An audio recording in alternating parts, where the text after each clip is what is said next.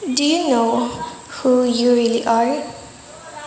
So hi, at this moment we'll talk about the self as a creative construct.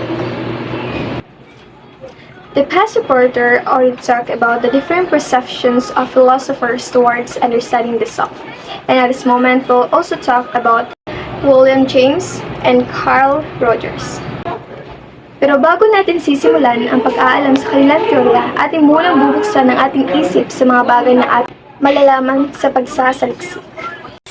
In this lesson, you'll be able to So, hi everyone. So, I am Freconi Luna, the first reporter of our group, and we were tasked to report about the topic, the self as cognitive construct. So, there are various definitions of the self and other similar or interchangeable concepts in psychology. Simply put, the self in psychology is the sense of personal identity of who we are as individuals. So William James, as one of the earliest psychologists to study the self, he conceptualized the self as having two concepts. So William James, a pioneer in psychology, divide niya ang concept of self into two parts, which is the I and me. I is the thinking, acting, and feeling self. So, me is the physical characteristics as well as psychological capabilities that makes who you are. So in this concept, I is the part of you that thinks, acts, and feels in the moment. So it is your immediate awareness. Me is everything that makes up your physical and psychological identity, like your looks and personality. It is your cumulative identity. So, Carl Rogers used the same terms I as the one who acts and decides. Me is what you think or feel about yourself as an object. So in Carl Rogers' concept, I is the part of you that makes decisions and takes action. It is your authentic self. While the me focuses more on how you see yourself, your thoughts and feelings about your identity. It is your self-perception and self-concept. So other concepts similar to self are identity and self-concept. So identity is composed of one's personal characteristics, social roles, and responsibilities. Self-concept is basically what comes to your mind when you are asked about who you are. So Carl Rogers captures this idea in his concept of self-schema, or our own organized system of collection of knowledge about who we are. And as you grow and adapt to the changes around you, they also change, but they are not passive receivers. They actively shape and affect how you see, think, and feel about things. So according to Carl Rogers, we have a mental image of, and this image changes as we grow, and it influences how we see and feel about things. This ends my discussion, so let us now proceed to the next reporter. Theorists generally see the self and identity as mental constructs. Current researchers point to the frontal lobe of the brain as the specific area of the brain associated with processes concerning the self. Sigmund Freud saw the self, its mental processes, and one's behavior as the result of the interaction between the structures of personality. As in the above-mentioned definition of the self, social interactions always has a part to play in who we think we are.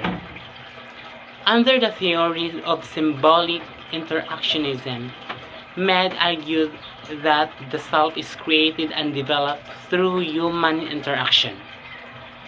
Freud says that the definition of ourself has something to do with our interactions with people around us.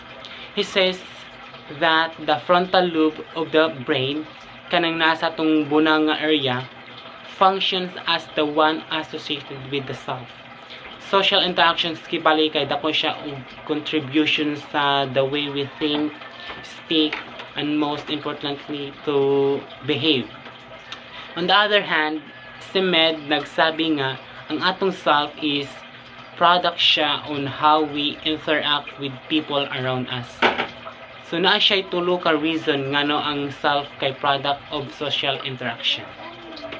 First, we do not create ourselves out of nothing, meaning to exist first and determine our essence by choice. And of course, our choice align with the with the social standard and historical context in one way or another. Second one is, whether we like to admit it or not, we actually need others to affirm and reinforce who we think we are. So there is always a need for us to rely to other people. Again, the saying goes, no man is an island. Whether we like it or not, we should have someone who affirms and reinforces what we think most of the time. And the last one is, what we think as important to us may also have been influenced by what is important in our social or historical context. So our way of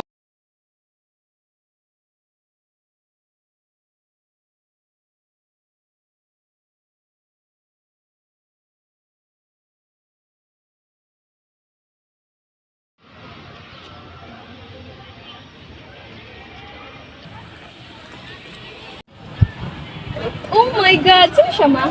Girlfriend ko. Hi! Hello, hi! Oh my God! Galing kayo po. Thank you. Ano ko mag-expect mo? Ano to yung... Bato ba siya babae? Mapato siya ng babae. Di ba? Iyo. Di ba dapat yung mapato ng babae? Kaluot, hinatan ako.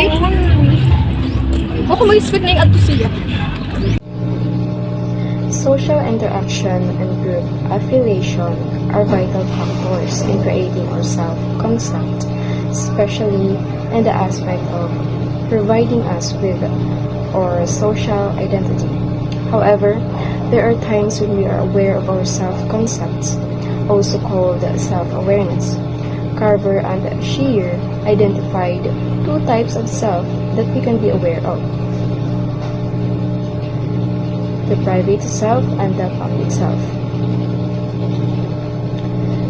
The private self is your internal standards and private thoughts and feelings. It is the part of a person's awareness that is known only to themselves. Well, of course, you are the only one who are aware of yourself, because that is your own self. That is your thoughts and feelings. And obviously, it is different from the public self, because the public self is the view of oneself by others, as conveyed through public information, public action, and interaction with others. So, when we say public, it is how or what others see in you, your physical appearance, attitude, and whatsoever that can seen by others in your outside self. Well, our group prepared a short video clip as an example of private and public self. Self-awareness also presents us with at least 3 other self schema. But before we proceed to the 3 other self schema, I would like to discuss first what is a self-awareness. Self-awareness is the ability to tune in to one's own feelings, thoughts, and actions. It is important skill for both children and adults, as it allows individuals to recognize their strengths and challenges and know that what helps them thrive. And there are 2 distinct kinds of self-awareness: the public and private.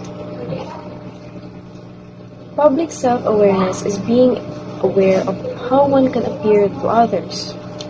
This type of awareness allows individuals to adhere to social norms and behave in ways that are socially acceptable.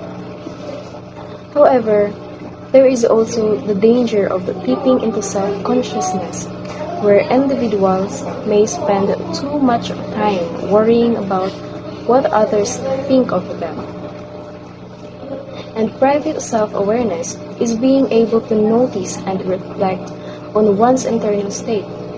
Those who have private self-awareness are introspective, approaching their feelings and reactions with curiosity. Private self-awareness is when people are aware of something about themselves that others might not be, such as being anxious about reading out loud. So let's proceed to the three other self-schema of self-awareness. First is actual self. It is who you are at the moment. It is the real self that reflects the true qualities, aptitudes, inclinations, and characteristics of an individual. Example, if I believe that I am a punctual person, then punctuality is part of my actual self. Similarly, if you describe me as being punctual, and I am aware of this description, then punctuality is an attribute contained in my actual self. Second, ideal self is the person we want to be. It includes your character, your life, goals, and the specific plans you would need to achieve them. Example, my ideal self is as someone who is happy, healthy, and successful someday. Lastly, oath a self. It is who we think we should be. It is the person that an individual believes they should be or should become. It is a representation of someone's sense of duty, obligations, or responsibility. Social comparison. So with the word comparison, it is like you are comparing yourself to other people, and compared to other people have two aspects. The first aspect is downward social comparison, and the second one is upward social comparison. So social comparison entails what is called self-evaluation theory, which states that we can feel threatened when someone outperforms us. In that case, we react in three ways. So the first step that a person could actually do is to distance themselves from other people, or else redefine our relationship with them. So we already know na whenever there's someone na mas better or less better sa ato, di ba? It's either na at mulayo kita sa ila hay para dili kita maka-feel threatened as a person, and the second one is ato pa i-go deeper or ato pa ikon ang relationship nato sa ila. That's one of the doings of a person, diba, when there's someone na mas better or less better sa ila. Then the second one, we may consider the importance of the aspects or skill in which you were outperformed. So diba may ibang subparts na ato alamon kung hain na part na mas better sila sa ato or less better, then ato himo na siya ng advantage kay mas ato ipakita sa ato kagalingon na mas better sila.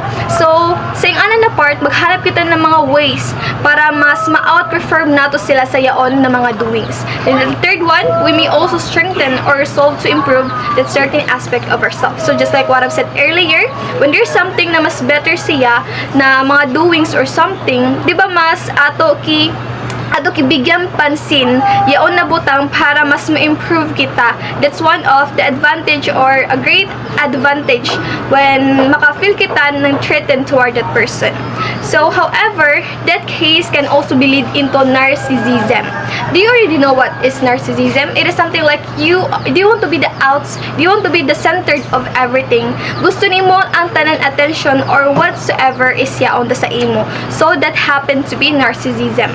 In the attempt to increase or maintain self-esteem, some people become narcissistic.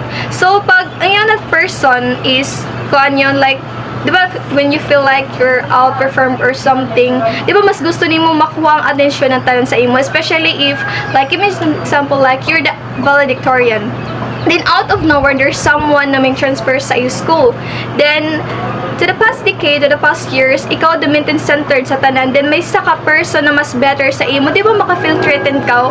What if kuha niya ang crown sa ako as a valedictorian? Kuha niya ang crown sa ako as the king or queen of that campus? Di ba maka-feel threatened ka? Then there are parts na you seek to find the truth kung hain dapit na part sa imo ang mas better siya. Then mas gusto mo i-improve yaon para mo balik sa imo ang atensyon ng tanan. But actually, that cases could lead to narcissistic.